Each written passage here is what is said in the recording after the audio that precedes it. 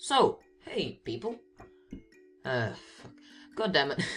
It's always hard to start these kind of things off, isn't it? Well, we have to start somewhere, don't we? So, the other day, I was looking around on the interwebs, and by that I wasn't just looking for anything, I was looking to see if there was anyone that had reviewed all the Monstercat stuff. And by that I mean from L1 to 27, so on and so forth. And after looking for quite a while, I really couldn't find anything besides a couple of LP reviews, that sort of stuff. But none from the actual main albums, and none that goes through a lot of it. So I decided that instead of waiting for someone to make one and hopefully validate my opinions, I'd do it myself. So, assuming I don't get lazy and forget about this little project of mine, I plan to review every track of the main Monstercat album from album 1 till 27, 28, 29, whatever we get up to, right? So I'm gonna be taking it on an album by album basis, so each video is gonna be of an album. I'm gonna be talking about each individual song and then how it stacks up as an album. And I hope through that we can talk about how Monstercat as a whole has changed and evolved, how artists changed, my favorite artists, genres, all that sort of stuff. I want to do this just because hopefully it would be fun. And through the years that I've been listening to Monstercat, or at least I like to think, and I've accumulated a fair bit of knowledge on the label, and the ins and outs of the music, styles, genres, so on and so forth. And so, that's what I'm planning to do, and the format will be, I'll probably talk about the album, then I'll talk about the songs, I'll give each of the songs a score, then I'll talk about how the album stacks up in more depth after it, how it affected Monstercat, how artists came in, all that sort of stuff. And then I'll give the album an overall average rating from all the songs. And so I'm not going to pull any, IGN shit, with the ratings. The ratings are going to be, I want them to have, each number to have sort of like a ubiquitous meaning that everyone understands. So, just right now, I'll tell you what each of the ratings means. So, if a song, so it's from 1 to 10, by the way. So if a song is rated 1, it's pitiful, and I probably never want to listen to it again. If it's rated 2, it's awful. So not necessarily like it makes my ears bleed to listen to, but it is like, oh, please, I never really, if it's on, I'm gonna try and get away. 3 is, I can barely stand it. There might be 1 or 2 good things about it, but for the most part, it's just, awful. Just, not awful, but really, really bad. 4 is somewhat listenable, so it doesn't make me, I don't hate it, but for the most part, it's bad. Maybe with a few redeeming qualities, a few good things. 5 is, so pretty much just bog standard in the middle. You've got some good, you've got some bad, but overall it's just, nothing stands out and it doesn't define itself very well. It isn't its own thing. A lot of this will just be songs which I've already heard 1,000 times and different songs' names, that sort of stuff. And so 6 will be just a little bit above average. So lots of decent to average, and maybe 1 or 2 bad elements, but also a fair bit of good, a fair bit of cool, interesting, unique stuff. And I feel like a lot of songs that I feel are unique, maybe not necessarily great, but unique, I'll be putting in this sort of a rating, because I really respect someone trying to do their own thing, even if it doesn't really work out that well. 7 is really good, so it's, again, not blowing the doors off, not making me go crazy, but I definitely wouldn't skip it, I definitely listen to it, I like it, it's might have 1 or 2 bad things about it, but for the most part, it's really, really good. 8 is great, so, this is starting to get into the really, really good territory, 8 is just really, really good, would always listen to it, has many, many, many, many good elements, complex, interesting beat, interesting melodies, not much, very few bad elements. Moving on to 9, 9 is gonna be some of the best, very, very, very few things that are wrong with it, and maybe a few things that are mediocre to good, but most of it would be amazing. Most of the melodies, most of the beats, most of the basses, most of everything would be amazing. And 10 is, of course, not perfect, because I don't think there is a single Monstercat song which is perfect, or doesn't have room to improve, but this will be just the very, very, very, very, very best stuff. The best Monstercat has to offer, probably in my top 20, 30, 40 songs. So yeah, that's hopefully what I'm going to be giving you. And so yeah, let's hope you like it. So, on to the main order of business. Monstercat Album 1, launch week, as I'm sure you already know, is Monstercat's first album. It's an interesting one, sort of like how the first 3 and 4 albums, you can tell that, that Monstercat is still finding its footing. It's still figuring out what kind of a sound it wants, and what it wants to be known for. A lot of the artists are coming and going quite quickly, and not many from the start have lasted till now. And like most of the earlier Monstercat, most of it isn't great, but admittedly most of it I haven't heard either. But yeah, let's see what I think of it. So, the first song of the first album of Monstercat is known as Cold Blood and Ice Cream Cones by the artist called Arion. The song, it gives me sort of like a mix between electro house and dubstep sort of a vibe, like a bit of a complextro, but not that complex sort of thing. So as the song goes, the intro and the middle and the end, it's sort of like it's structured like your stock standard electronic. You got your intro, your build up, your drop, your mid section, your build up, your drop, your ending. Just your, your normal formula. But all of the, I don't know what to say, not drop, off drop, all of those sections are, like, they have an okay electro sound to them. They've got, just electro type melodies, and the build-up's pretty generic. It's the beat is your real generic electro beat. Nothing's going good there. But the drops are quite interesting. So it has your normal build-up, and then it drops into what I would say to be like a mix between electro house and dubstep. So it's got some of the more heavy dubstep sounds, but also it's sort of got the long, stretched out sounds that you would associate with electro house or maybe some melodic dubstep. And it's okay. It's still got your shitty basic electro beat. But where the song starts to get good or decent is in the second half of the drop, where it adds another melody on top of the electro housey stuff we've already been talking about. And that melody is actually really nice. It adds a level of complexity to the song, which I wasn't really expecting from the first song of the first album, but it's good. And I quite like that.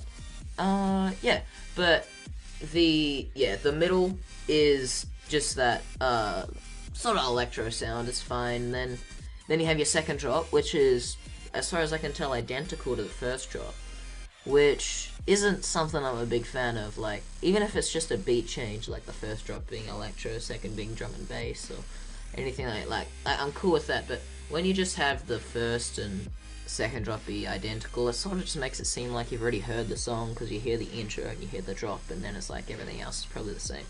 So yeah, you're probably going to hear me throughout the series talk about how that's not the best, that sort of style of doing things. But it's alright. So the intro, the electro melodies in all of the not drop are average at best. Both drops are decent. And so yeah, I'm decently impressed by this song. I wasn't expecting it to be this I don't know, complex at times, because I hadn't heard much early Monstercat, but I'd heard that it's not great.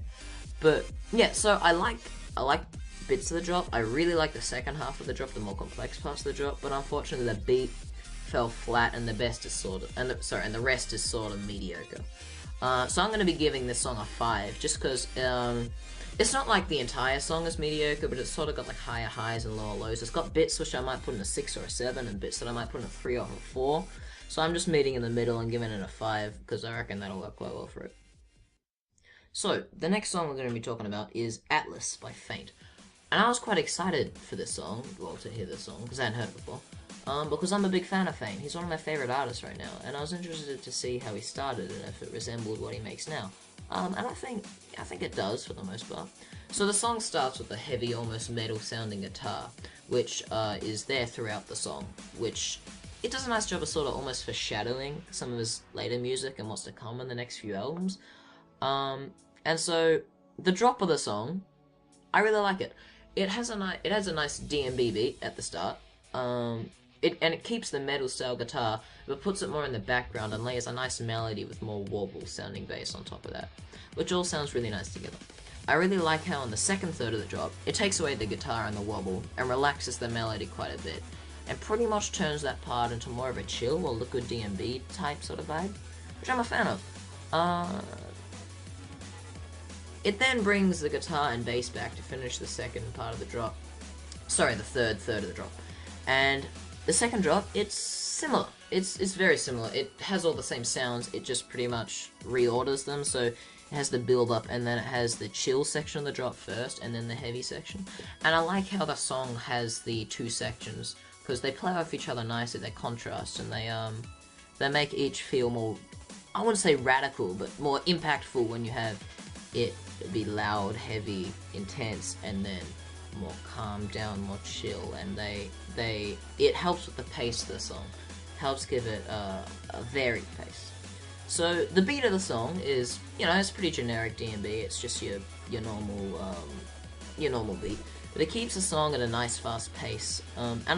One thing about the beat I really like is how it's used in the build-up, and not that this is a really original thing because I've heard it done in many songs, but the beat has the frequency way lowered at the start of the build-up, almost to the point where you can't hear it. But as the build-up, and so the way that it has a frequency lowered almost makes it sound like blurry, almost like it's coming through a cushion or something. And so as the song builds up, the beat gets clearer and clearer and clearer, which makes it contrast nicely and feel sharper once it climaxes. The not drop parts of the song, so the intro, the middle, and the outro, they're good. For the most part, they have that metal style guitar, except for the middle, which, in between the first and second drop, it starts with that more chill type thing, and then it sort of slowly escalates and ramps up into more heavy, where it goes into the build-up, which makes it has a nice smooth escalation into the second drop, which I like. Yeah, and the build-ups are quite quick. They're no dragged-out stereotronic bullshits, which makes me happy. And like all of his music that he released earlier in the first 10 or so albums, it has a nice dramatic feel, which is something, he did really well, and it made his sound, his sound was it made it sound like the stakes were high in his songs. And so, I'm not sure, I might be a bit biased, because Feint is one of my favourite artists, and, but as his first song, I think this does a really good job of setting the mold of what's to come with his music. And let me tell you, what's coming, it's pretty good. So, and the other thing is, it's drum and bass, which is my favourite genre of electronic. So you might think that because throughout the series I imagine I'm going to be giving lots of D&B songs high scores. That's just because I love the genre so much. And you might think I'm a bit biased in that respect, but it's my opinion, it's my favourite genre, so it's going to make the song sound better to me. But so the score I'm going to be giving the song is 7, because pretty much the entire song I really like. I don't love much of anything, but I really consistently like most of everything it has. There isn't anything in it that stands out to me, but for the most part, it's really good. And it definitely rubs me the right way, and it's a good listen. So I reckon that's one of the better ones, definitely, of Monstercat 01. Okay, on to the third track, Dubstep Killed Rock and Roll by Ephixa. So, interestingly, I think, I might be wrong, but I think this is the first song ever to be released on Monstercat on the YouTube channel, so it's alright. But, so, it starts off with a nice, melody with sort of, I don't know, chill vibes. It's slow, and it's got a nice sort of ring to it. But then, dubstep.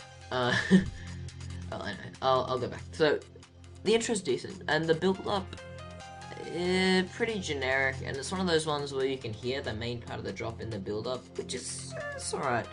But once we get to the drop, we sort of hear what's wrong with the song.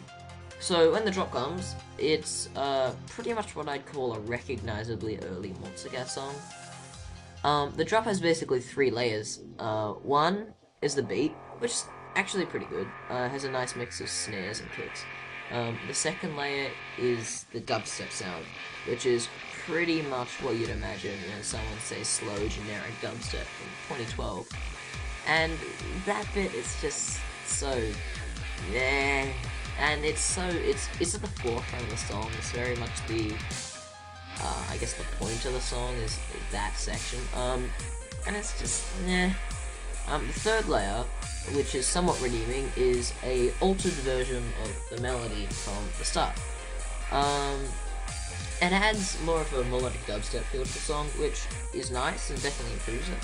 Something interesting about the song is there's like 10 seconds or something between the drops. Pretty much nothing happens. So you got build up, and then you got your first drop, and then you pretty much got build up, and then the next drop. The second drop, I think it has pretty much the same build up, then it drops, and it's different. The second drop is different, which I like. Unfortunately, the second drop replaces the one bit I liked about the first drop, which was the melody, and sort of just turns it into whiny dubstep sounds, which I'm really not a fan of. It's slow, it's whiny, it's annoying. But the second half of the drop gets a bit better. It brings back that melody, it takes out the whiny stuff, and then probably my favorite bit of the song is as the drop ramps down towards the end of the song, it takes out the dubstep sounding elements, which is good. And it just leaves the melody and the beat, which I both like quite a fair bit. So, yeah, the problems with the song is I'm just not a big fan of that kind of slow, repetitive, growly dubstep. It just feels restrained, it's sort of held back, like, you know, it could be more, but it's just locked in a cage of low BPM and generic sounds. The song isn't terrible, and I like the intro and outros quite a bit, but it's just the rest of the song is so boring and uninspired sounding. I really don't know how to feel about Ephixa, as I like some of his songs, and he seems to be sort of all over the shop when it comes to his style, but this is certainly not his best work. I'm gonna give this song a 4, with the melodic parts being more of a 6 and the actual dubstep being like a 3. Yeah, I don't hate the song, but to me it just, you know, it shows a lot of the flaws of early Monstercat, being slow, being uninspired, just being dubstep, being generic dubstep, what should I say. But yeah, so that's that one. So, Hello by Going Quantum is the 4th song on launch week. The song is, it's a weird one, right? So, the intro has a nice sort of electro, spacey melody, then the beat comes in and it's really slow, generic dubstep, just kick, kick, kick, kick, that sort of stuff. And then, builds up, generic build up, and then the drop is really, really repetitive. And it has some more acceptable dubstepish sounds, which are actually quite good, I'd say. A lot better than in the last song. And thankfully the sounds themselves, not the beat, but the sounds are much faster, and they're more drawn out, I'd say. They're more, not drawn out, but there's less spacing between them. And they're more of a constant sort of sound than the last song. Yeah, so the drop basically consists of a beat, which is just your generic dubstep kick, which is really bad, honestly. And those, I guess you could call them those like farty dubstep sounds, but they're higher pitched. They're more like, they remind me a bit of early Tristan type sounds, but maybe a bit lower down, because that's early Tristan is right up there in pitch. But so it has those sort of screechy, high pitched, farty dubstep noises that almost remind me of an artist called Snails, who makes trap. He helped Aerocord with the drop of Psycho, which I guess lots of people don't like for some reason, if it works for it. And so the issue with the song comes from how, even though each individual sound, each thing except for the beat is good, the drop is pretty much 2 minutes of exactly that, of decent stuff, which after 2 minutes, decent stuff turns into less decent stuff, turns into bad stuff. And yeah, so it has 2 minutes of pretty much the same stuff, and all it changes is it adds a few minor melody changes, and adds, in the last 30 seconds of the drop, I'd say, this sort of computery sounding melody, which is good, and I like it. But the damage has already been done after listening to over a minute of that same thing, pretty much. But yeah, like, the drop just, it's very basic. It's got early Monstercat-y, I don't know, early Monstercat-itis, I guess you could say. It's just quite basic. And then pretty much from that point on, after the first drop ends, it almost feels like he just copy and pasted the intro and first drop to make the middle and second drop of the song, because they almost, like, except for the middle having more of a beat than the intro did, I think the middle and second drop are almost exactly the same as the intro and the first drop. So yeah, that's sort of, yeah, no thanks. That definitely makes the song a lot worse, because not only do you have 2 minutes of the same shit happening, you got the second dropping the same as the first, which is like another, so it's another 2 minutes, so 4 minutes or so of the same damn thing, and it's monotonous, really. Hello. And so yeah, it pretty much just copies that over, and so yeah, there really isn't much more to say on the song. I like most of the individual parts of it, except for the beat, of course. And I like it quite a fair bit, but the fact that what I do like repeats for maybe 4 minutes makes it get old really quick. So the dubstep in the song I far prefer to the last song. But at least Ephixa changed it up and made recognizable separate parts of each drop. This song just drops for 2 minutes, then repeats the drop for another 2 minutes. I'm gonna give this song a 4 as well, but a different kind of 4, whereas I gave Dubstep Kill Rock and Roll a 4 because for the most part it was really quite bad. I'm giving the score to Hello because even though what it has is better, I think, it just doesn't change or innovate on what it makes in any major way whatsoever, which to me makes it pretty much just as bad.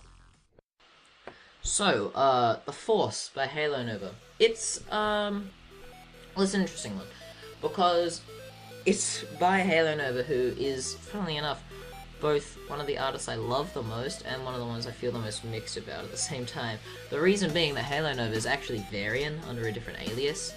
He started Monstercat as Halo Nova in the first, I think, 4 albums, and wanted to expand his sound for a more, what would it be, like medieval, more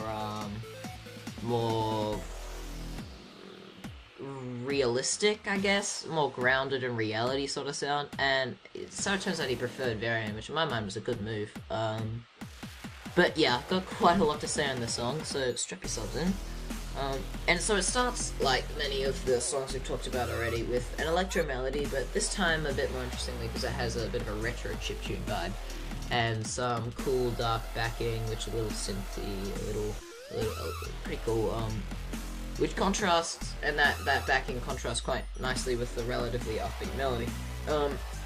It builds up with those sort of Inception style noises that lots of artists use to get like a dramatic feel, and you know, they're pretty overused, but they still sound pretty cool most of the time.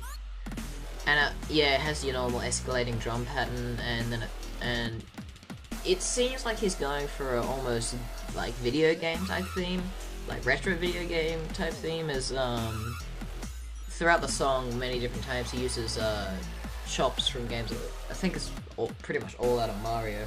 Stuff like him picking up a coin, jumping, all that sort of stuff. Yeah, and as far as I know, it seems to be the sort of style he's going for with Halo Nova. A mix of chiptune game stuff and like blow your ears out dubstep. But yeah, onto the aforementioned dubstep, which is the drop. The drop is definitely your heavy early 2012 style dubstep in the same way that Bloody Ice Cream Cones or whatever it's called on Hello are, but I would argue that in this instance it's much better. As the drop goes on, it has lots of variation in the speed and sounds it uses, and isn't like Hello in the way that it drags on one sound for 4 hours, or Bloody Frozen Yogurt in how slow it was. The drop is consistently changing and swapping around the pacing, which in my mind is one of the only ways that you can make this kind of dubstep really work. I especially like the drum breaks throughout the drop. It has a more varied sound palette to it than the last two songs, as it uses a larger range of dubsteppy noises, as well as throwing in cool chiptune sounds and drum breaks. It's not hard. It's hard to put into words. The song has much more going on, and it's much more engaging to listen to than the other two tracks before. The drums and the drop are much better, even though there's still a short repeated loop. There are more drums used, and the short and the common short drum changes that break up the chaos of the drop really hold it together nicely. It comes out of the drop into a cool chiptune melody, similar to the intro, with decent drums and a nice, dark, heavy, almost synthy sounding backing. I also like how the melody goes quite almost glitchy at sometimes. It uses an interesting gate, which causes it to, I guess it sounds like it jitters. The second drop is much more subtle. I guess it's not subtle, but it's a much more quick build-up, which doesn't have as much like pointing out that it's a build-up. It sort of just stops and then happens. Which I find that interesting. I always like people changing up the way that things work like that. But yeah, so the build-up sort of comes out of nowhere in a way. I was surprised by just how goddamn awesome the second drop was. Like, basically it replaces the majority of the dubstep, which, like, I do like to a degree in the first drop. So it replaces most of the dubstep from the first drop, which I did like. But it replaces it with the chiptune-like electro melody from the start and the middle, but still keeps all the small drum breaks and the more interesting dubstep elements from the first drop that hold it all together, and keep you guessing as to what's going to happen next. The drop in the main melodies actually almost reminds me of like a pirate song. I can't tell you why. It's probably because lots of escalating and de-escalating, almost like arpeggios type sounds and melodies. The song's drop to me is almost like a puzzle where it has lots of small pieces, like, I don't know, 3 to 7 seconds, like, not even that long, that, in length, but they all connect together to make something very varied, which really keeps you on your toes. This song completely surprised me. I went into it thinking that it was gonna be, like, awful, as in my past I'd heard it when I really didn't like that heavy dubstep style nearly as much as I do now, and I just hated it. I thought it was awful. And I thought Halo Nova as a whole was just like the worst. But while I was listening to it, I was waiting for it to get awful. It just didn't. It's definitely the most complex and interesting song on the album so far. I was just blown away by how not terrible it was. So I'm gonna give this song a 7, as I really liked pretty much every element of it. The only reason it isn't higher is because as much as I respect and love the song, it's still a heavy dubstep song, which is a genre I don't think I'll ever be able to make, like, a strong emotional connection to, which is really what I look for in the best of the best music, but this is still a great, great song, and it's definitely one of the best in the genre, in this genre of early, heavy, sort of unapologetic, but also got some more upbeat vibes, and I really enjoyed it, and so it's probably one of the best of the first few Monstercat albums. So, I just listened to Captivating by Nelio, and I'm just going to give you a disclaimer. I'm biased as all hell against hard dance, because it's like my least favourite genre of electronic by a country mile. Just that beat is so awful. I just can't listen to it. It makes me so mad. It's just the worst. But I tried to listen to this with a, you know, objectively or subjectively. however you say it, but I just couldn't. It's just so bad. Alright, so yeah, it's hard dance, and I hate. And so yeah, through if you listen to me talk about Monstercat in the future, you're probably gonna hear me say a lot of hard dance songs are really awful. And I might be really biased against them, and if you like hard dance, I'm sorry, but I just cannot listen to it. So there's a bunch of problems with the song. First one is intro, generic, melody, ravey, hard dance beat, generic build up into the first drop, which is just so, I've heard it 1,000 times before. One thing that I do actually quite like about the song is the vocal chops are quite cool. They're sort of like talking about music and the way that it brings people together and the way it's made and the way that, I'm not sure if it was the artist that said this, maybe he just ripped it from someone else, but and how artists make music to try and get people to, I don't know, connect or whatever. And that was quite cool. It was sort of self-referential, I guess, to music, but not to the song, because that didn't make me feel closer to anyone besides maybe Satan. But yeah, the dude sort of sounds like DJ Khaled. Take that as you will. That could be a positive or a negative depending on how you feel about it. But yeah. So you got your generic build-up, and then you go into the drop, and the melodies are basic. They've got some cool elements, like they get a bit glitchy and stuff, but again, just that beat, I can't. The beat is just so bad, and it's repetitive as hell. The first drop, like even though some of the melodies that are being put through are quite interesting, the beat is just so bad and it's so repetitive. So, but at least in the second half of the first drop, it does change up the drop a bit. Changes the beat, makes it faster and less consistent, which I much prefer to the hard dance beat that we heard earlier. But so, and then it drops out of the drop into the middle of the song, which has a really gross, housey, ravey melody, and the hard dance, I can't do it. The second drop, still housey, ravey, hard dance, can't do it. It has so many drops, Jesus. The third build-up is actually like the only bit of the song I like. It's quite cool because it uses the left and right sides of your speakers or headphones. It's quite interesting. Like it's flies between the left and right sides, which can be alarming, but it's not in a good way. I like it. That's about as much as I can say that's good. Third drop is still awful because of the gross melody and the hard dance beat. I'm sorry, I'm hitting a dead horse. It's just the way this song is and the way I see it. The song has, it has some rare and occasional things I do like, but just like the melody in the first drop is quite cool, and the fourth drop is the same as the first drop. It just repeats the first drop, and I would say the first drop is the best in quotations of all the drops in the song, but it's still shit. Yeah, so third build-up's cool, some of the melodies are okay, but I'm gonna give this song a 2, as it's just awful. I never want to have to, well, it's not one level, like, because it does have a redeeming feature, like, here or there, but I never want to have to listen to that again. I'm sorry to anyone who might like that song, but it's just the way I feel.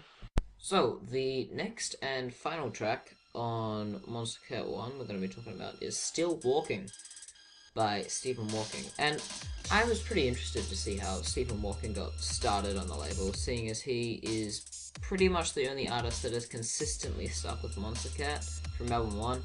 And while Going Quantum and Feint have made songs, and Feint has made quite a few songs since then, neither of them have been consistently uploading, and Feint hasn't been consistently uploading recently. So yeah, it's interesting to see how he's been here from the start and how he's changed. Let's get into the song. So, the song starts off with a cool sort of trap-sounding intro where you've got your trap beat with the hi-hats, and a melody on top of it, which I really like it. I can't quite put my finger on what it sounds like, but I'll try my best to describe it. It sort of makes me think of almost like strings, and the vibe I get from it is it sounds old, like, I don't know how to put into words, it just sounds old, and so I can definitely hear something I'm not sure if it is strings, but it sounds a lot like strings, and it sort of sounds like it's coming through an old record player, like, it's got that sort of a vibe to it. So it has that for the intro, it goes for a little while, and then it builds up with a sort of generic build up. It's a bit of an interesting vocal drop, but then it drops, and the drop, it reminds me a bit of the Halo Nova song, in which it's made of a bunch of different sounds, with longer bits and then short bits in between the longer bits, but the sounds aren't as nice that they use, even though the pace is good.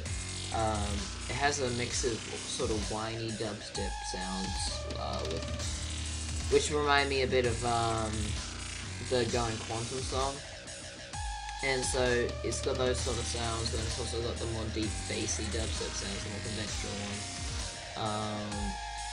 But it does have some faster dubstep sounding things that were thrown in between.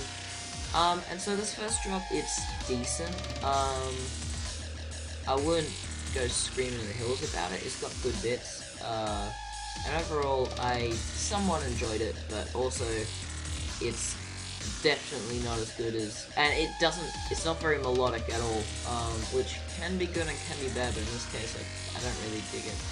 But so, the drop ends, or at least I think the drop ends, it's not very clear about that, but it goes into what I assume is the middle of the song between the first and second drop, which has a really cool, fast, interesting melody, which it makes me think of like a siren in a way, which mixes up the sound of the song, and I reckon that's really cool.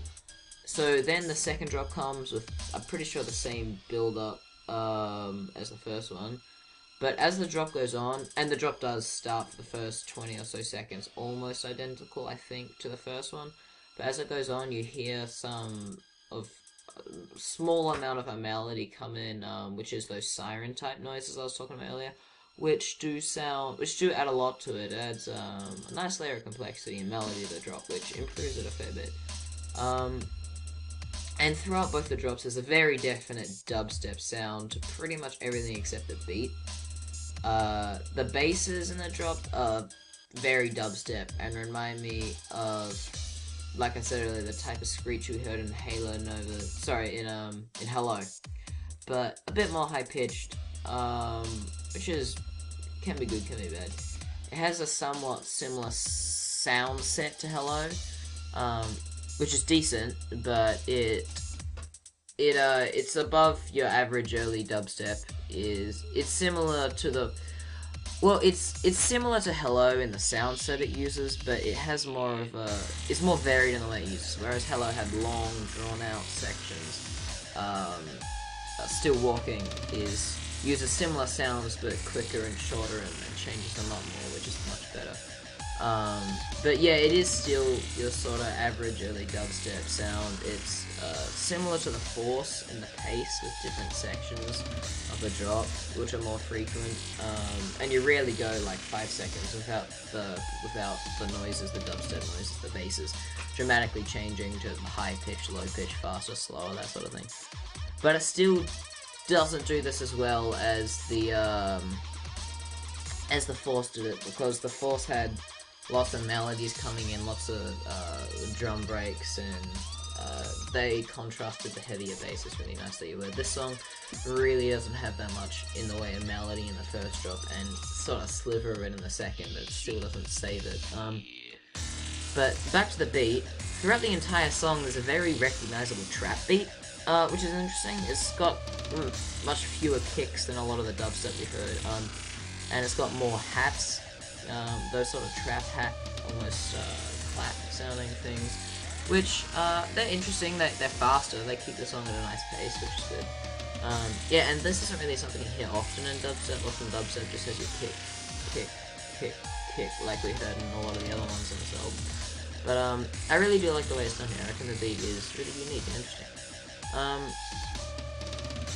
Yeah, he's going to be interesting to talk about Stephen Walking as the series goes on, because to me he's the artist who's pretty much changed the most when it comes to his style of sound, and he has had a lot of time being there to change, but he's definitely done the most drastically of all the artists, I think. Because just to name a few of his styles, he started with heavy dubstep, then moved into a more trap sound around 6, I think it was. Then glitch hop around 13, a lot of glitch hop.